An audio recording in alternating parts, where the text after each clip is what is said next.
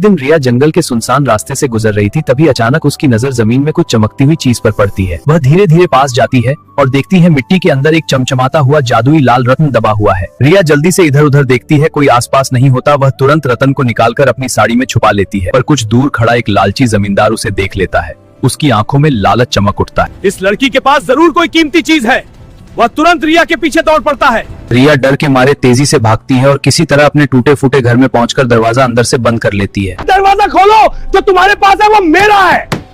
मैं कब तक डरती रहूंगी। तभी अचानक उसके हाथ में रखा रतन तेज रोशनी से चमकने लगता है और घर में अजीब सी शक्ति फैल जाती है। मैं तुम्हारी 2 इच्छाएं पूरी कर सकता हूँ।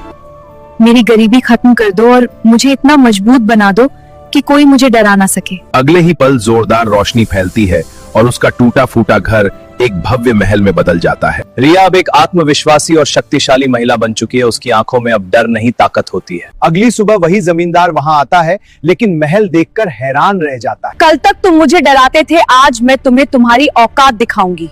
जैसे ही जमींदार भागने की कोशिश करता है, जमीन कांपने लगती है और जादुई शक्ति उसे जकड़ लेती। मुझे माफ कर दो। जो दूसरों को डराते हैं उनका यही अंजाम होता है। और वो गरीबों की मदद करने लगती है। गांव के लोग खुशहाल हो जाते हैं और रिया नई जिंदगी जीने लगती है, लेकिन अफसोस किसी ने लाइक और सब्सक्राइब नहीं किया।